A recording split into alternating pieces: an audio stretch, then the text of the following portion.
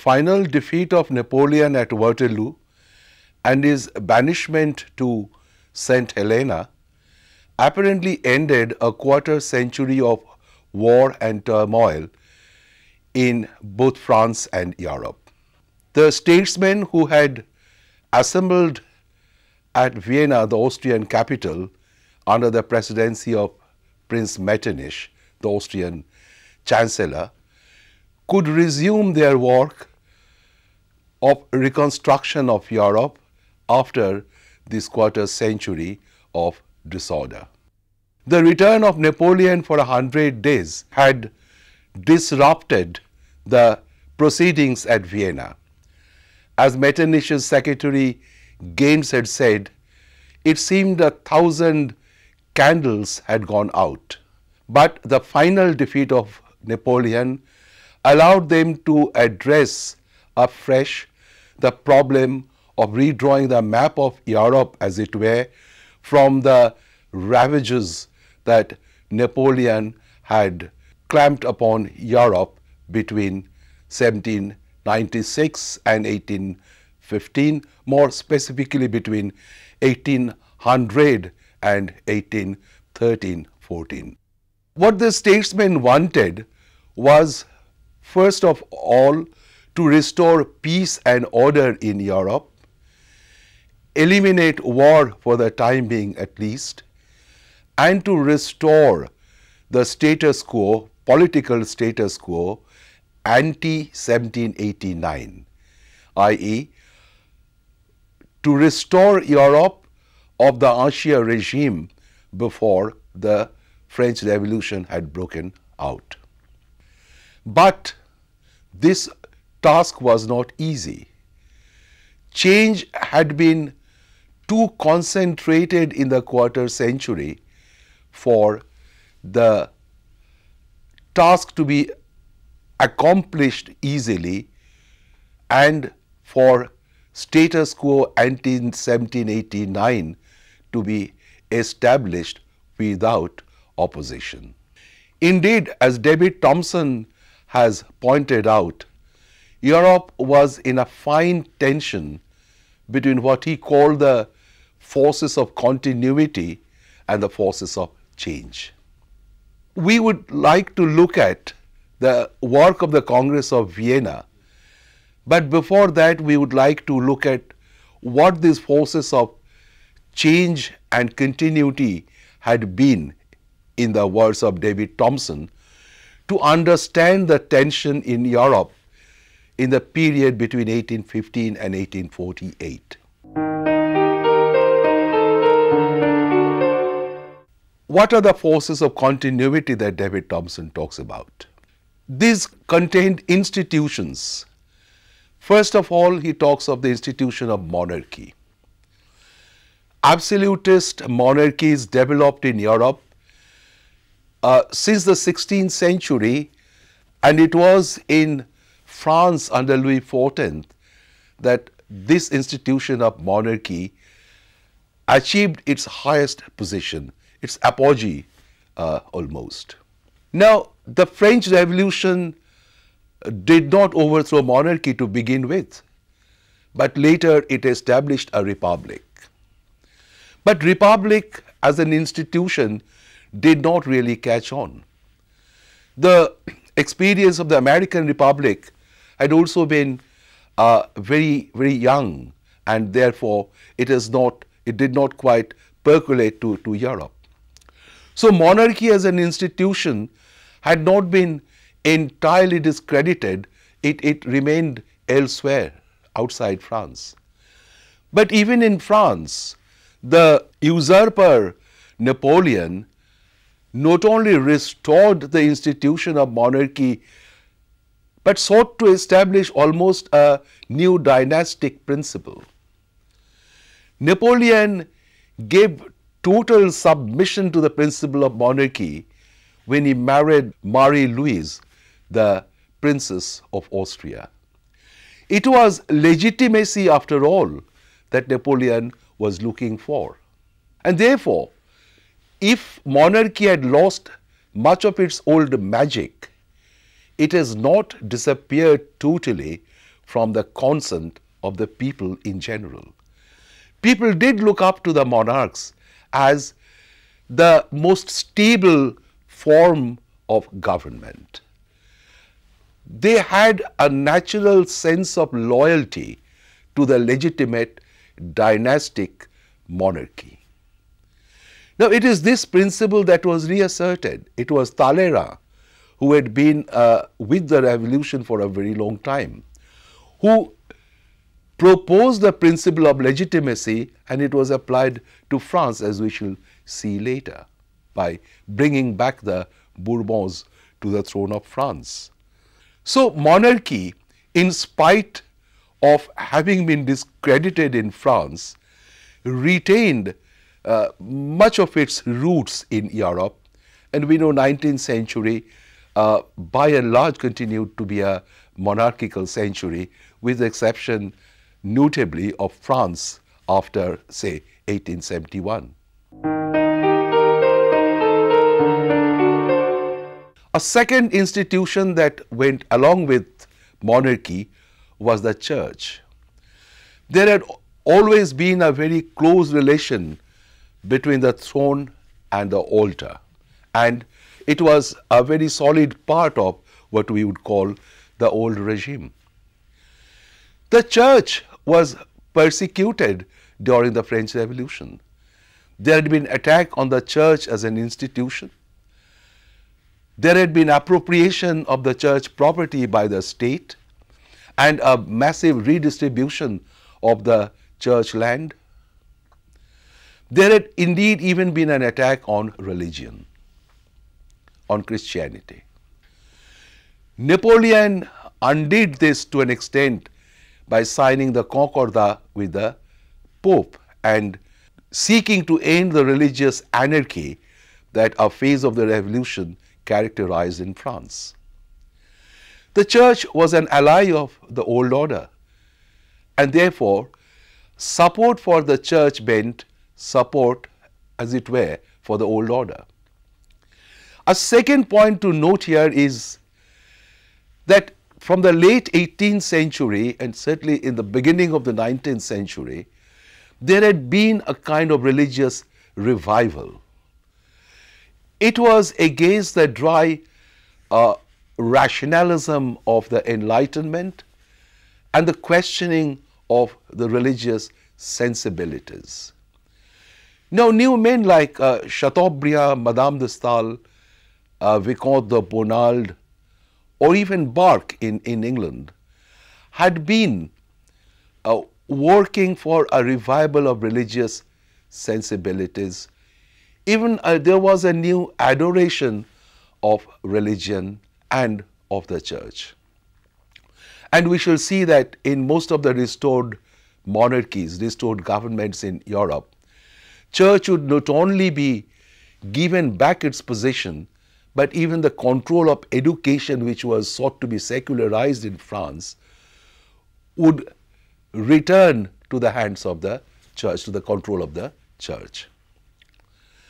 A third institution of the old order had been the landowning aristocracy, the most predominant social class, which depended on land ownership as its major source of income, apart from the patronage that it could receive from the royal governments.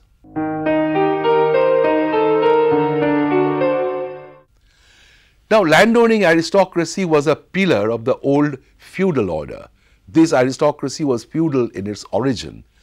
But even if feudalism largely disappeared in many areas like in France, the landowning aristocracy retained its prime position in the old structure. We know that it was the second estate and a very powerful estate, appropriating to it a part of the political power and all the privileges that could be had in that society. Now, obviously, the landowning aristocracy was at loggerhead with the new classes which had been emerging as a result of economic change. The growth of trade for the last several hundred years, gradual coming of the industrialization, these were changing the society, changing the economy, and therefore new social classes like the bourgeoisie had come up. They had money, but the landowning aristocracy resented them, resented their money, and tried to cling to the old order to kind of entrench or re-entrench their position in the society. So they were a part of the old order, and if the old order were challenged, so would be their position. So landowning aristocracy also had been largely a force in favor of continuity. To this, Thompson adds a generalized desire for peace after nearly a quarter century of warfare. This is somewhat intangible, but then probably there was a general desire to end war because war had been affecting the common people. But as against these forces of continuity, we have very solid forces of change. And it is doubtful to what extent these socio-economic changes could be controlled by human agencies in order to sustain the old order. These new forces, the forces of continuity, were challenging the very logic of the continuity of the old order. Amongst these, to put them very briefly, we may begin with the Industrial Revolution. It had started in England, or it was starting in England around the mid-18th century, and it took off, to use the metaphor of W. Rostow, in England at least between, in the last 2 decades of the 18th century. So at the beginning of the 19th century, England was an industrial country relative to other countries at least. Now it meant the entire mode of production, the organization of production of labor would now be on an entirely different scale. The old domestic system would be substituted by the new factory system with large factories characterizing the new economic organization, and this was sure to create possibilities of change, and it created a pressure that would militate against the old order. Now we had seen earlier that the French Revolution had been seen by many as the work of the bourgeoisie, which represented the new socio-economic forces. Now industrialization, therefore, which started in England but was to spread to other countries of Europe, sure to work for change sooner rather than later. And with industrialization was associated a whole lot of other movements. For one thing, we must look at the demographic growth.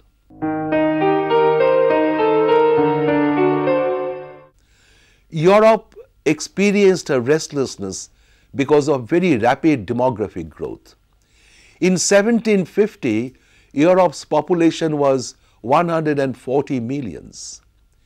In 1800, it became 180 millions. 50 years later, it was 266 millions.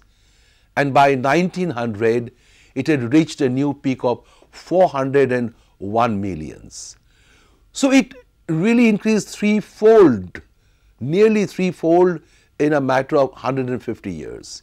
It took from prehistoric times to 1750 for it to reach 140. But it nearly trebled in a matter of a century and a half. Now this demographic growth was sure to create a restlessness in the society that could be accommodated only by change, not by clinging to the old order. This has to be read with the coming of the industrialization. It also meant there would be urbanization, increasing urbanization. By the mid-19th century, more people were living in urban areas in England than in the rural areas. In Germany, by the end of the 19th century, there would be very rapid urbanization. Indeed, it was France which was a little backward, and in France, for the urban and rural population to have an equal ratio, one had to wait till 1930. But then there is no doubt again that Europe was moving in the direction of industrialization and urbanization. And these were phenomena that certainly undermined the basis of the old order, which many were very keen to re-establish in 1815. Now, these changes also bred new ideas and new ideology. Nationalism was a great force for change. French Revolution valorized the idea of la patrie, the fatherland, the nation in danger. There was a great deal of unity, and nationalism was celebrated. In Germany, in Italy, in other parts of Europe, it gradually spread. And nationalism in course of the 19th century was both a unifying and a disintegrating force. It unified Germany and Italy. It disintegrated, for example, the Austro-Austrian Empire and the Ottoman Empire, Ottoman Turkish Empire. Along with this, we have liberalism, democracy, and socialism. Liberalism is what talked of the rights of the people, rights of the individuals. This is the basis on which new society needed to be articulated. If there was monarchy, there had to be a constitutional monarchy. There had to be an assembly, elected perhaps on the basis of restricted property-based franchise. But people's rights had to be defined. The governance had to be based on some consent, and it was certainly a challenge to the absolutism of yore. Democracy would gradually emerge in course of the 19th century. We have seen that even in Enlightenment ideas, even in the ideas that influenced the French Revolution, we have this move from liberalism to democracy. Democracy would look for universal adult suffrage. It would look to involve the entire people in the matter of governance. And socialism, as the 19th century grew older, would address the problem of the new social class that the Industrial Revolution had spawned, the industrial proletariat. Now, obviously, all these socio-economic phenomena as well as new ideas were working for change, where it would be difficult to have the old order sustained beyond a point of time. If we keep this in mind, then how history unfolded in Europe in the course of the 19th century would probably become a little clearer. Now, with this contextual explication, we might now try and look at what the Congress of Vienna did.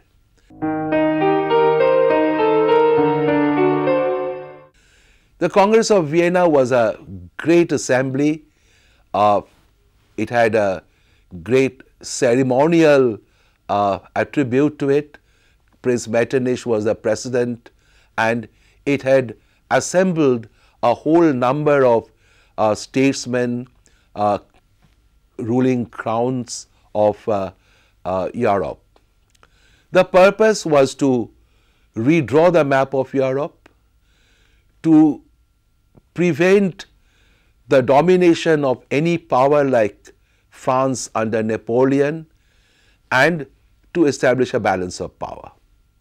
It has been suggested that the Congress followed three different principles: that of legitimacy, of compensation, and of balance of power. We shall elaborate what these mean and see how these were achieved. Metternich obviously dominated the proceedings. He was ably assisted by Gentz, who was his secretary. Among others, there were the Prince Alexander, Tsar Alexander of Russia, but he was assisted by a whole retinue of outstanding statesmen. The King of Prussia was there, but the Prussian group was led really by Hardenberg and von Humboldt. But the most wily and successful statesman here was Talleyrand, who represented France. We must remember that Talleyrand represented a defeated power, and therefore his responsibility was greater than those who represented the victors. Talleyrand had to ensure that France emerged from the Congress with a better deal, a fairer deal. Now, many historians would argue that Talleyrand was the best and the ablest of the diplomats here. He even succeeded in separating the old allies, the Quadruple Alliance, which had defeated France, the Fourth Coalition, which had defeated France and Napoleon finally. And it was his work that prevented them from being united. He drove a wedge between two sets of powers and was able to secure a relatively better deal for France. What are the principles? The principle of legitimacy. It meant that all legitimate rulers must be restored to their throne. Again, this was a principle that Talleyrand had suggested, and it was done. Louis XVIII, the brother of Louis XVI, had been restored to the throne of France, so the Bourbons were brought back as the legitimate rulers of France. And legitimate old rulers who had been overthrown were restored in most of the areas which Napoleon had conquered. The principle of compensation meant that those who have fought against Napoleon for a very long time must be rewarded for their sacrifice. And finally, balance of power meant that European powers must remain united and combined in order to prevent the overt domination of any power like Napoleon had in Europe in the first decade and a half of the 19th century.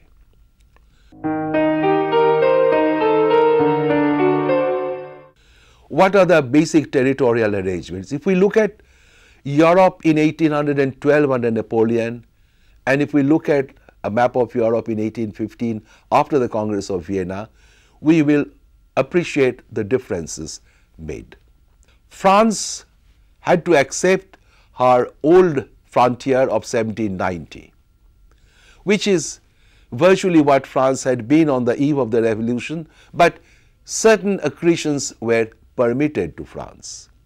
But France lost what she had thought to be her scientific frontier. In the north, Belgium was united with Holland to create a strong state that would be a bulwark against France's expansion in that region. The Confederation of the Rhine disintegrated. Rhineland was given to Prussia as a reward or a compensation. Prussia also received Pomerania from Sweden, and therefore Prussia had adequate compensation for the sacrifices. Austria, which laid it right through, received Venetia for the loss of Belgium in the north. Venetia in Italy, as also Lombardy, were given to Austria as compensation. Austrian rulers were restored in the central Italian duchies, the old rulers, many of them Habsburg, like Napoleon's wife Marie-Louise was made the ruler of Parma. The Bourbons were restored in Naples and Sicily. The Grand Duchy of Warsaw collapsed and territories were returned to Austria, Prussia and Russia. Russia received some compensation in Southeast Asia at the cost of the decaying Ottoman Turkish Empire, areas like Bessarabia. Norway was taken from Denmark and given to Sweden, and Russia received Finland from Sweden. Now, these are the major territorial arrangements of Congress of Vienna following the principle of compensation and balance of power. Now, there would be a occupying force in France, and the force of occupation would withdrawn after France had paid off an indemnity. And all this was done by 1818. Now the Congress of Vienna also did certain other things, like it sought to abolish slave trade, which is very commendable, and it sought to internationalize the waterways in Europe for commercial purposes. Many rivers like the Danube, for example, ran through several countries, and it was proposed that for commercial purposes this river can be internationalized. All countries would have the right to navigate in these waters.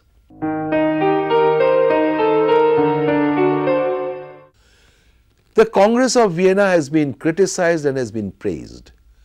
Harold Nicolson had said that the statesmen who were not like hucksters who bartered the happiness of millions with a scented smile. Another view is that the assembled statesmen were neither antiquarians nor prophets.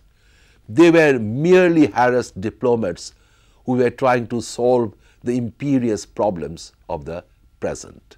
Now, understandably, the work of the Congress had been both criticized and praised, as I noted earlier. One point is clear, that it restored peace in Europe for some time at least. There was no major war in Europe before the Crimean War of 1853-54, and that has often been cited as an instance of success for the Congress. It has, however, been criticized for ignoring the principles of liberalism and nationalism, particularly the fact that constitutions were not granted and the greater unity was not given to France, Italy and Germany are cited as illustrations of this point. Now, the Congress allowed the princes to grant constitutions if they so desired. So the fault does not lie with the Congress, but later it was Metternich who suppressed all constitutional movements and indeed all constitutions. Now, how far Italy and Germany were ready for greater unity in 1815 is an open question. Historians have expressed doubt about this. And probably it was not very likely that the statesmen at Congress of Vienna would celebrate nationalism. For example, Metternich presided over a multiracial, multilinguistic empire, and therefore it was highly unlikely that he would encourage nationalism. There are criticisms, certainly, but on the whole, as David Thompson has said, Congress of Vienna was a reasonable and statesmanlike arrangements. It succeeded in providing some kind of order and rearrangement. There had been disappointments, but there had been satisfactions as well. But obviously, it was sought to ignore, or it sought to ignore the forces of change, and therefore the 19th century saw the gradual undoing of the Congress of Vienna.